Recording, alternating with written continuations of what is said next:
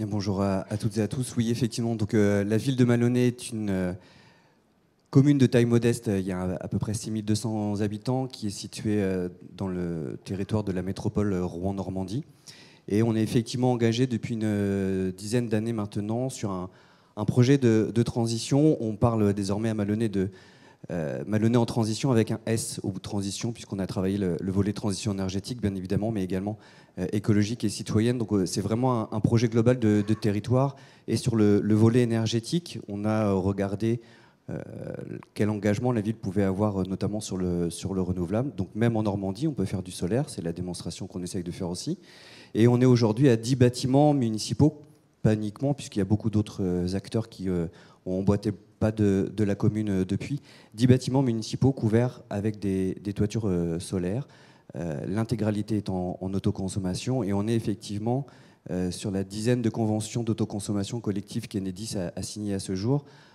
3 sont signés à Maloney. Donc on est le laboratoire de l'autoconsommation collective avec tous les plaisirs que ça peut susciter par ailleurs.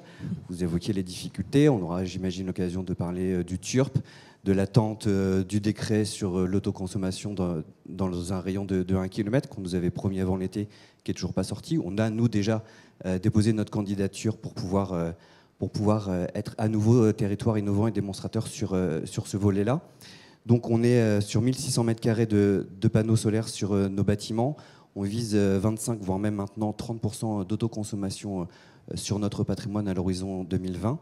Et on a également beaucoup travaillé les autres dimensions de la consommation d'énergie, puisqu'on est à près de 50% de nos besoins de chaleur aujourd'hui couverts par la biomasse. On vise 65% en 2020. On est déjà à ce jour à 30% d'économie d'énergie sur notre patrimoine, notamment dû à nos opérations d'autoconsommation. L'intérêt que ça représente pour un territoire comme le nôtre, c'est d'avoir pu aussi développer des partenariats assez intéressants. Donc, bien évidemment avec Enedis pour pouvoir développer et mettre en œuvre l'autoconsommation collective et construire avec le gestionnaire du réseau pas à pas cette nouvelle évolution que ça peut représenter également pour lui.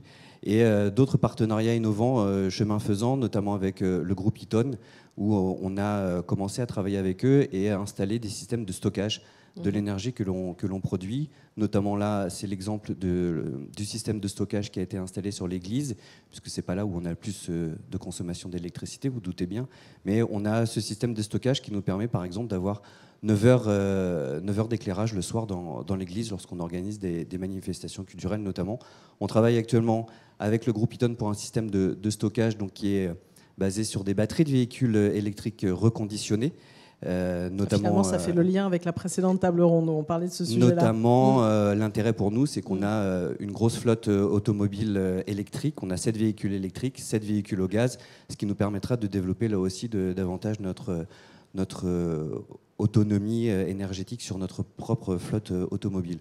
On porte de nombreux autres projets. On a à nouveau plusieurs projets d'extension de nos toitures solaires. On est à l'initiative à l'échelle de la métropole de la création d'une société d'investissement dans les ENR et notamment dans le solaire, puisque bon nombre de communes du territoire métropolitain s'intéressent à notre initiative. Et je le disais, le fait qu'on soit candidat pour pouvoir tester l'autoconsommation dans un rayon d'1 kilomètre que l'on attend de manière impatiente. Je ne serai pas plus long puisqu'il fallait qu'on fasse très vite. Ah bah là, vous avez été très, très rapide. Non, mais c'est déjà bien. Alors, vous avez commencé à parler des attentes. C'est vrai que tout à l'heure, à travers la réglementation dont on parlera avec Justine Batouvray, ça sera bien aussi que vous puissiez vous dire évidemment ce que vous attendez, comme vous l'avez signifié, et on le voit déjà dans cette slide. Juste pour comprendre, parce que là, on voit très concrètement, moi, j'aime bien entendre parler aussi d'humain. C'est parti d'où cette aventure? Pourquoi cette volonté? Parce que vous vous battez aussi quelque part. L'aventure, elle a commencé tout simplement parce que la ville était un peu en difficulté financière et on s'est posé la question de voir comment on pouvait économiser 3 francs 6 sous sur les différentes factures qu'on avait. Et bien évidemment, l'énergie est un levier d'action relativement important. Et l'aventure, elle a commencé comme ça, en se disant où on peut faire ces économies. Donc on a travaillé sur les consommations d'électricité, de chauffage et d'eau Donc c'est un vrai gros programme d'action. On a beaucoup travaillé avec la délégation de l'ADEME en Haute-Normandie à l'époque. Et la ville est engagée dans la démarche Citergie qui est développée en France par l'ADEME. Et on est un des plus petits territoires labellisés à l'échelle nationale. D'accord. Et ça, vous aviez commencé quand, cette première démarche, réfléchir sur les économies d'énergie, tout ça? On s'est vraiment engagé de manière très concrète et en structurant la politique énergétique de la commune à partir de 2010. D'accord. Et pourquoi l'autoconsommation collective alors? Pourquoi l'autoconsommation collective? Parce que la ville a été labellisée territoire énergie positive pour la croissance verte lorsque Ségolène Royal avait lancé cette initiative. Et grâce au soutien financier qu'on a pu avoir à ce moment-là, on a joué le jeu de développer le renouvelable à l'échelle du territoire avec cette idée de voir comment on pouvait travailler la résilience de Malonnet.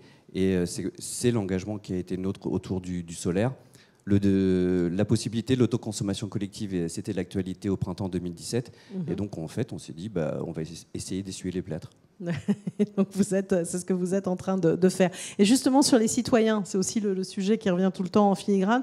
Comment, j'imagine qu'il y en a qui sont évidemment très engagés, qui vous suivent, enfin, ce lien aussi avec les... L'ensemble de notre démarche, si je reste sur le volet solaire, l'ensemble de nos bâtiments, par exemple, sont tous équipés de panneaux qui montrent la production en live, le CO2 économisé. On a sur une des toitures levé un emprunt auprès des habitants dont on n'avait pas spécifiquement besoin, mais avec cette démarche et cette volonté de la collectivité de faire participer les habitants, on a donc levé un emprunt de 50 000 euros qu'on rembourse sur 3 ans, qui a eu un vrai engouement, parce que sur les 119 souscripteurs, 29 habitent la commune et les 3/4 des autres sont des habitants de Seine-Maritime. Donc on essaye effectivement petit à petit de mobiliser les habitants, et là on vient de lancer une démarche qu'on a appelée la transition prend ses quartiers, dans laquelle on a 110 habitants de la commune qui sont engagés aux côtés de la ville sur l'ensemble de notre projet de transition. Donc, finalement, ce sont des ambassadeurs aussi de ces sujets-là, c'est ça? Exactement. Et après, on a essayé aussi de faire un peu de com. Par exemple, le premier bâtiment qu'on a couvert, c'est l'église, histoire de faire parler un peu dans la ville et au-delà. Voilà. Donc on essaye aussi d'avoir cette action de sensibilisation au-delà de la simple action sur le patrimoine de la ville. Oui, voilà.